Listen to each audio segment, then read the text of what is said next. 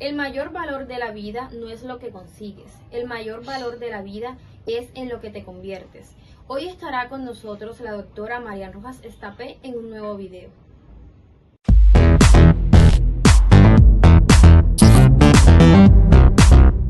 Ahora entramos en un tema apasionante, del que probablemente me hayas escuchado en alguna ocasión, que es el tema del eje intestino-cerebro. Empecé a investigar este asunto durante la residencia. Yo estaba en el hospital trabajando y justo en esa época estaba pasando planta en la hospitalización en psiquiatría. Muchos de los pacientes que teníamos ingresados tenían problemas digestivos y en muchas ocasiones teníamos que hacer interconsultas a los médicos digestivos para que vinieran a valorar a los pacientes. Colon irritable, reflujo, gastritis, intolerancias, colitis ulcerosa. Recuerdo que un día estaba yo de guardia y decidí acercarme al departamento de digestivo a hablar con alguno de los médicos, a ver si podía orientarme en algunas pautas o tips para poder ayudar a los pacientes sin tener que pedir siempre esas interconsultas. Recuerdo que ese día me topé con un residente mayor que me dijo: aprovecho yo también para preguntarte, Marian, ya que muchos de nuestros pacientes ingresados en digestivo tienen síntomas depresivos o toman medicación para la ansiedad y la depresión. Una de las características que más influyen en mi forma de trabajar es la observación. Me dedico a observar con mucho detalle a mis pacientes, cómo evolucionan los pronósticos, qué medicaciones o qué estilos de vida les sienta bien. Y eso me ha ayudado a lo largo de la vida a entender muchas cosas desde otro paradigma. En ese momento, mientras yo hablaba con ese residente, me di cuenta que había un campo inmenso que se abría ante mis ojos. Probablemente había algo que influía en el eje intestino-cerebro, probablemente algo de la alimentación o del intestino estaba influyendo en el cerebro, o algo del cerebro influía en el intestino. Me metí en internet, en las páginas de médicos, donde hay artículos e investigaciones, y descubrí que había ciertos grupos de estudio en diferentes lugares del mundo que empezaban a hablar de ese concepto que por entonces era innovador, denominado la microbiota. Recabé mucha información al respecto, revisando artículos y publicaciones sobre el tema. Hoy en día puedo decir que es un campo apasionante y con mucho futuro. En los últimos años se han multiplicado los estudios al respecto, y en todos ellos se constata una conexión importante del cerebro con el intestino. Voy a intentar explicártelo de la mejor manera posible. El tubo digestivo, que abarca desde el esófago hasta el ano, está tapizado por más de 100 millones de células nerviosas. Esto equivale a todo lo existente en el sistema nervioso central. Ese tubo digestivo consta de 11 metros, desde la boca hasta el ano. En la mujer, la comida, desde que entra por la boca hasta que sale por el ano, dura aproximadamente 62 horas, mientras que en el hombre dura unas 55. Cuando la comida llega al estómago, se matan los microbios que hay en los alimentos, gracias a la ayuda del ácido clorhídrico. Después ese bolo alimenticio llega al intestino delgado, que cuenta con las vellosidades, y esas vellosidades aumentan la superficie de absorción. Ahí en el intestino delgado existe una barrera muy importante, que protege el organismo de los tóxicos que están en el bolo alimenticio. En el aparato intestinal hay una barrera importante, que protege la sangre del organismo de los tóxicos. Esa barrera son como unas células pegadas, y yo siempre explico que hay como unos picaportes que abren y cierran esas células. Ese picaporte se abre y lo bueno entra a la sangre y lo malo se va a las heces. En los estados de estrés mantenidos, esos picaportes, que se denominan las zonulinas, acaban en las heces y se abren las puertas, y ahí empiezan los síndromes de permeabilidad intestinal, de disbiosis, tan comunes hoy en día. Si esa barrera no está bien, empiezan las enfermedades inflamatorias, las enfermedades autoinmunes. Esa barrera es tan importante que cada 3 días las células se reemplazan. Y después del intestino delgado, llegamos al colon. Ahí hay una función importante de absorción de agua y absorción de vitaminas B y K. Y el colon es la sede más importante del eje intestino-cerebro, porque ahí es donde se hospeda esa famosa microbiota. La microbiota, me gusta definirla como Saint-Exupéry en El Principito. Es un microcosmos invisible, pero vital para la supervivencia. Decía Saint-Exupéry que lo esencial es invisible a los ojos. Cuando yo estudié la carrera de medicina sabíamos muy poco de esa microbiota. Sabíamos que ciertos desequilibrios producían diarreas y colitis, pero no sabíamos nada. En los últimos 10 años los estudios se han multiplicado al respecto. La microbiota está compuesta de virus, bacterias, arqueas, protozoos, que facilitan la digestión enzimática, sintetizan vitaminas del grupo B, sintetizan ácidos grasos de cadena corta, que por ejemplo van a ser muy importantes para estimular la producción de serotonina. Esa microbiota modula el sistema inmune, modula la inflamación, protegen contra las bacterias patógenas. y reequilibran el ecosistema microbiológico. Esa función de la microbiota tiene un nivel endocrino, hormonal, inmune, nervioso. Es muy completo y muy importante. La microbiota se puede desequilibrar por estrés, por cortisol, se puede desequilibrar por tomar antibióticos, mucho cuidado, que a veces abusamos de ellos. Se puede desequilibrar, por supuesto, por una mala alimentación, por la contaminación o por el sedentarismo. Hoy en día sabemos que el 90% de la patología crónica tiene disbiosis, es decir, el 40% de los pacientes que sufren algún tipo de patología autoinmune, inflamatoria, tiene asociado un cuadro de disbiosis intestinal. Por lo tanto, podríamos decir que esa disbiosis altera el diálogo que existe entre la microbiota y el sistema inmune. Estos microorganismos poseen una función importante en el procesamiento de los nutrientes y alimentos y liberan gran cantidad de moléculas al intestino. Estas pueden llegar a influir en el organismo de forma esencial. En investigaciones recientes se ha observado que la carencia de flora bacteriana tiene una repercusión muy importante en el organismo, incluido el cerebro. Se está prestando especial atención, por ejemplo, a la causa-efecto entre ciertos cambios bruscos en la flora bacteriana y alteraciones simultáneas en el estado de ánimo o en la conducta del paciente. Hay diferentes teorías al respecto. Una revisión del 2015 sugiere que los déficits en la permeabilidad del intestino pueden ser la causa de la inflamación que aparece en los trastornos del ánimo. Por otro lado, se postula que algunos microorganismos segregan sustancias que desempeñan la labor de neurotransmisores en el cerebro. Hoy en día esto ya está más que demostrado. Algunas bacterias se encargan de sintetizar neurotransmisores que van a tener una función primordial en el cerebro. Los avances en investigación son numerosos y cada vez más van surgiendo especialistas que pueden ayudar y paliar mucha sintomatología desde el intestino.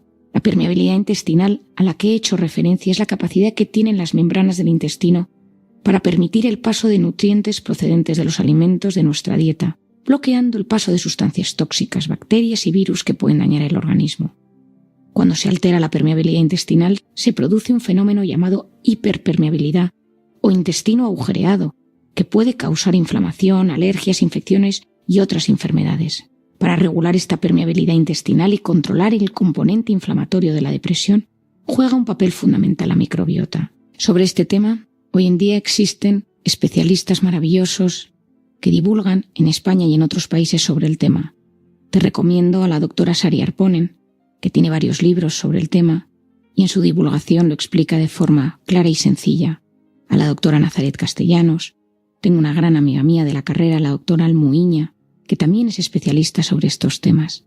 A mí me gusta poder relacionarme con médicos de otras especialidades para poder intentar transmitir al paciente una visión global de lo que trae a consulta. Algunos pacientes vienen a mi consulta y me dicen: Marian, tengo artritis, desde hace años tengo depresión y de vez en cuando se me duerme la mano. Si esta paciente acude al reumatólogo, al neurólogo, al psiquiatra, pero no estamos coordinados entre nosotros, probablemente nos estemos perdiendo una parte fundamental de su tratamiento. A mí me gusta mucho, cuando tengo un paciente en consulta, intentar entender todos los síntomas físicos que tiene, de los cuales se queja, porque en muchas ocasiones algunos de ellos pueden estar ligados a los temas de la mente que le perturban. Hay estudios espectaculares publicados sobre cómo una infancia infeliz, con traumas, bullying, acoso, abandono, influye en la salud a lo largo de la vida. El estudio más importante que yo leí en su momento fue cuando volví de Camboya y descubrí que había un estudio en Nueva Zelanda que trataba sobre niños que habían tenido una infancia muy dura, con eventos adversos, traumas, abandonos, abusos y la salud física que esta gente tenía en torno a los 20, 30 y 40 años. Muchos de ellos padecían de enfermedades autoinmunes e inflamatorias. Y como os decía al principio, me dediqué a observar. Sabéis que yo en consulta trato mucho tema de abuso debido a mi experiencia en Camboya. Es uno de los temas que más me inquieta, donde tengo enfocada mi preocupación y mi terapia, y probablemente veo entre 5 y 10 a la semana. En muchas ocasiones en pacientes que han sufrido un abuso, un abandono, bullying en la infancia, un trauma fuerte. Cuando yo atiendo a esas personas a lo largo de la vida, descubro que su cuerpo ha hablado. Su cuerpo ha mostrado síntomas físicos, dolencias, que en muchas ocasiones no se ha relacionado con el trauma. Si somos capaces de identificar el trauma, de sanar ese trauma, los síntomas físicos disminuyen y la persona se siente aliviada. Ahí juega un papel fundamental la inflamación. Un trauma en la infancia desajusta el eje hipotálamo hipofisario adrenal, que es el eje que se encarga de activar los estados de alerta de forma adecuada, de activar el cortisol cuando lo necesitamos. Una persona que tenía un trauma en la vida tiene ese eje alterado y por lo tanto es más propenso a activar una enfermedad física, inflamatoria, autoinmune a lo largo de su vida. La buena noticia es que si esa persona se trata a nivel emocional, sana sus heridas y hace un tratamiento 360, un tratamiento integral, todo ello acaba mejorando, su cuerpo se resiente menos y su corazón y su mente se sienten aliviados. Los estudios sobre la microbiota son impresionantes. Hoy en día hay estudios sobre microbiota y Parkinson, microbiota y Alzheimer, por ejemplo. La doctora Nicola Lopizzo, especialista en medicina interna y endocrinología en el Hospital de Barcelona, ha relacionado la enfermedad de Alzheimer con la inflamación y la microbiota. Esos investigadores observaron que las personas enfermas poseían una microbiota diferente a los sujetos sanos que participaron en el estudio. Hoy en día se postula que la inflamación tiene un rol clave en el desarrollo y en la evolución de la enfermedad de Alzheimer. Y se cree que esa inflamación puede verse influida a su vez por la microbiota. Este es un campo apasionante que nos empuja a seguir investigando en esa dirección, ya que cuando la enfermedad de Alzheimer aparece el tratamiento es muy complicado. A mí este tema me interesa enormemente, ya que considero que gran parte de la medicina del futuro va a tener como protagonista la microbiota. El tema de la microbiota es tan sumamente importante que hoy en día, si hacemos un buen análisis de heces, podemos conocer el estado de salud de la persona. No sé si sabes que Putin viaja con su propio inodoro y guarda sus heces en unas bolsitas que viajan a Rusia para luego ser destruidas. Esto tiene un origen.